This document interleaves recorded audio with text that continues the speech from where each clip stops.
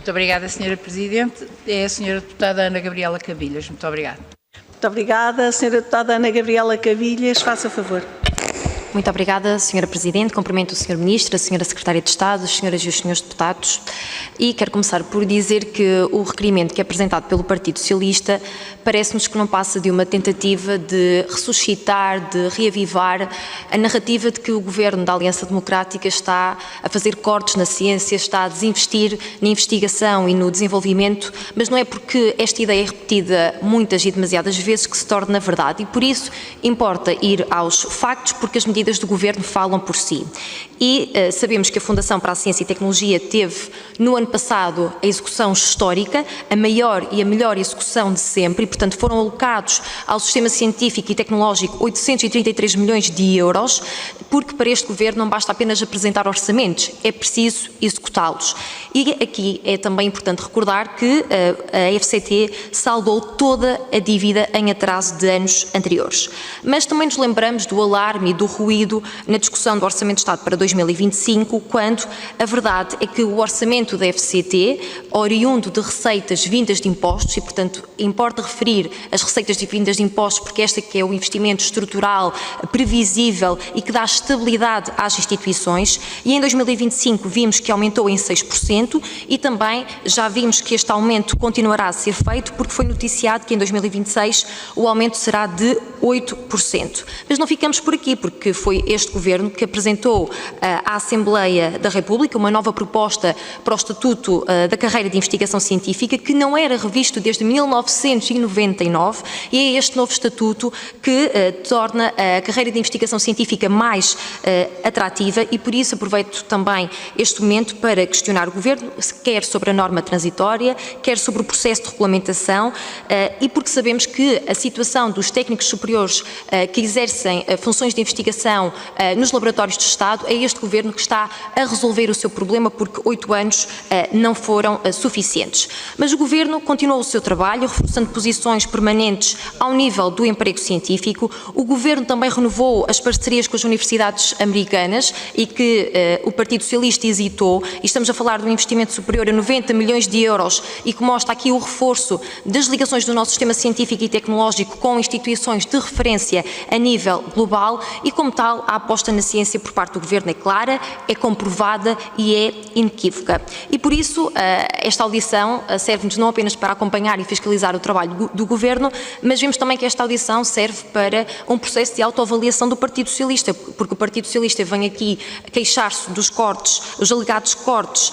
em decisões que foi o próprio Governo do Partido Socialista que tomou, e portanto são resultado e são consequência direta da sua ação, porque sabemos que os critérios que foram definidos não mereceram a preocupação quando o Partido Socialista estava no Governo, e merecem agora preocupação sobre o modelo de avaliação, sobre a determinação das verbas, agora que o Partido Socialista está na oposição, e vemos que também não se preocuparam no período de governação com o atraso no início do processo de avaliação das unidades de investigação. Mas o resultado desta avaliação mostra-nos, como o Sr. Ministro já aqui referiu, que temos mais 45% de investigadores que vão receber mais dinheiro face ao ciclo anterior, como resultado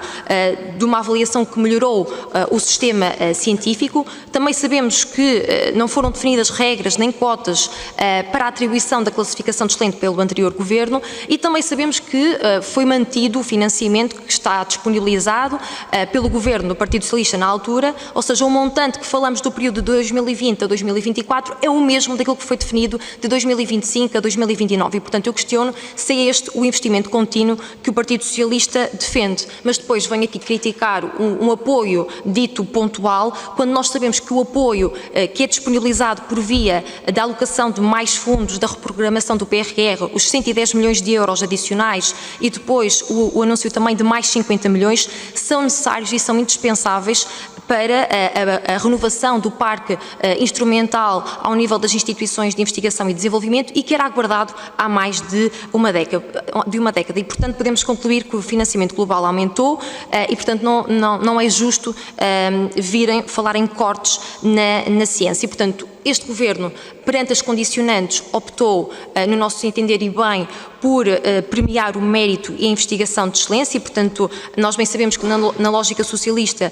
todos levam um pouquinho das migalhas, nós temos um pensamento diferente e, portanto, queremos apostar na excelência sem complexos e quero aqui reforçar aquilo que o Sr. Ministro já aqui disse, olhando para o financiamento competitivo a nível europeu, olhando para a capacidade das nossas instituições terem estratégias que as levem a tornarem-se excelentes e que as próprias instituições tenham autonomia para o desenvolvimento destes projetos, porque, de facto, nós queremos que as nossas instituições sejam robustas, tenham sustentabilidade e reconhecemos que estas verbas atribuídas pela FCT são uma pequena parte e, portanto, é preciso que diversifiquem o seu financiamento. E quero também referir que este Governo tem um contacto próximo com o terreno, porque também convém aqui relembrar que o próprio Ministério alterou as normas de execução do financiamento e, portanto, respondendo às exigências de cada instituição. Ou seja, as fantasias que a oposição aqui nos traz são diferentes da realidade e nós temos consciência da realidade, do muito que ainda há a fazer e a melhorar. Uma realidade que mostra que o sistema científico e tecnológico precisa desta estabilidade, previsibilidade no financiamento, precisa de um investimento na investigação fundamental e um apoio contínuo e equilibrado aos vários domínios científicos, precisa de ser reorganizado, é muito fragmentado e também precisamos de uma FCT mais ágil, mais transparente, mais previsível e também aqui importa simplificar e tirar burocracia às relações, seja do Ministério da Tutela com a FCT, os organismos da administração pública e a própria relação com as instituições de ensino superior e, portanto, isto é também uma parte importante da reforma do Estado. E, por isso, é importante que o Governo continue não só nesta ótica da reforma, mas também na revisão das leis que são fundamentais ao ensino superior e à ciência. Já falei aqui do ESIC, falamos da revisão do RGES, o avanço para uma carreira única, o início tão importante da revisão da lei da ciência para clarificar o papel destas diferentes entidades, mas também para clarificar o financiamento, garantindo mais ligação entre aquilo que é produzido ao nível da ciência e da inovação e, portanto, nós, de facto, queremos cumprir esta missão que já iniciámos com o Governo anterior de criar um quadro institucional, um quadro jurídico que previna a precariedade na ciência, que fortaleça o nosso sistema científico e tecnológico, não só em Portugal, mas acima de tudo no nosso panorama europeu. E por isso mesmo, para este grupo parlamentar, o investimento na ciência não é só muito bom, é excelente e é essencial para o desenvolvimento do país e acompanhamos a linha de atuação deste Governo.